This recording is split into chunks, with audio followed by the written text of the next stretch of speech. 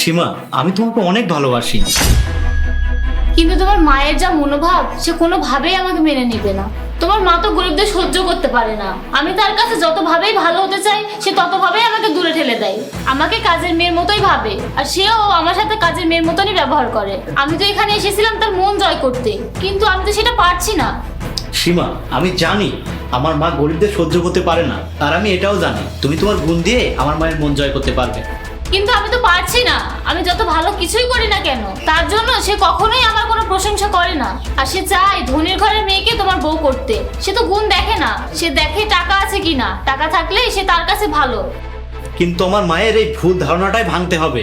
আর কিছুদিন দেখো, যদি না পারো তাহলে আমরা অন্য রাস্তা দেখে নিব।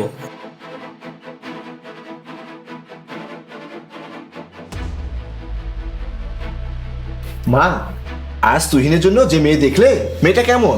মেয়ে সুন্দর, কিন্তু মধ্যবিত্ত পরিবার আমার পছন্দ হয়নি। আচ্ছা মা, তুমি তো তুহিনের জন্য শুধু ধনী ঘরের মেয়ে খুঁজে বেড়াও। তুমি মনে করো যার টাকা আছে সেই তোমার যোগ্য। ধনী পরিবার না হলে কি আমাদের সাথে মিলবে? আমি ধনী ঘরের মেয়েকেই আনবো। কিন্তু মেয়েটা কেমন, পরহেজগার কিনা, পর্দাশীল কিনা, মেয়েটা সংসারী কিনা, গুণবতী কিনা, এসব কি দেখো? আরে এসব কি বিয়ের আগে কেউ দেখে নাকি? বিয়ে হয়ে আসলে সব ঠিক হয়ে যাবে।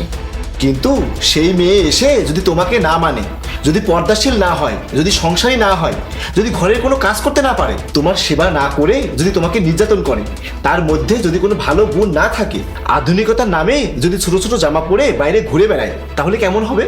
না না, এমন মেয়েকে কেন ছেলের বউ বানাবো? আমি তো আমার ছেলের জন্য একটা ভালো মেয়ে খুঁজছি।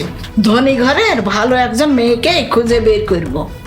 মা, যদি গরিব ঘরের পরহেজগার গুণবতী মেয়ে তোমার ছেলের বউ হয়, যে তোমাকে সেবা করবে, তোমার সংসারটা আগলে রাখবে, তোমার ছেলেকে খুশি রাখবে, নিজেকে শুধু তার স্বামীর জন্যই পবিত্র রাখবে, তাহলে কেমন হবে?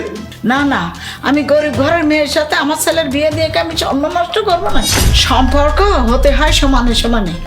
আর এমন একজন মেয়ের সাথে তুহিনের বিয়ে দিলে কি সমস্যা? মা, তুমি তো তোমার মেয়ের বিয়ে দেবে না যে মেয়ের বিয়ে দেওয়ার জন্য ধনী ঘর হতে হবে। তুমি তো বিয়ে দেবে তোমার ছেলেকে। সেই মেয়ে তোমার ঘরে এসে থাকবে, তাহলে তার পরিবার ধনী কিনা সেটা দেখে কি হবে? তুমি তো এমন একজন মেয়ের সাথে তোমার ছেলের বিয়ে দেবে যে মেয়ে সব দিক থেকে ভালো, যে তোমার সেবা করবে, তোমার সংসারটাকে আগলে রাখবে। আসলে তুই কি বলতে চাচ্ছিস বাবা? মা, আমাদের বাড়িতে যে মেয়েটা কাজ করে সেই মেয়েটা আসলে কাজের মেয়ে না।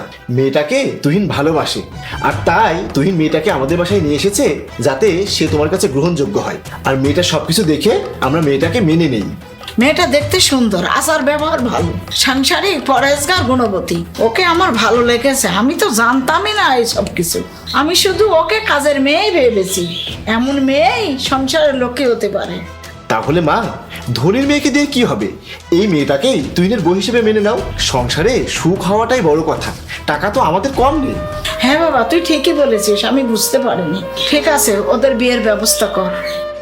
তুহিন, সীমা, এদিকে এসো। কি হয়েছে ভাইয়া? সীমা, তুমি এখনই তোমার বাড়িতে যাও, তোমার বাবাকে বলো বিয়ের সব ব্যবস্থা করতে। আপনি এসব কি বলছেন ভাইয়া? কার বিয়ের ব্যবস্থা করবে? তোমার বিয়ের ব্যবস্থা করবে। আর তুহিন, তুইও বিয়ের জন্য প্রস্তুত হ। সীমার সাথে তোর বিয়ে দিতে আম্মা রাজি হয়েছে। তুমি সত্যি বলছো ভাইয়া? আরে হ্যাঁ হ্যাঁ, আমি তোদের সব কথা শুনেছি, কিন্তু তুই সীমাকে কাজের মেয়ে বানিয়ে একদম ঠিক করিসনি।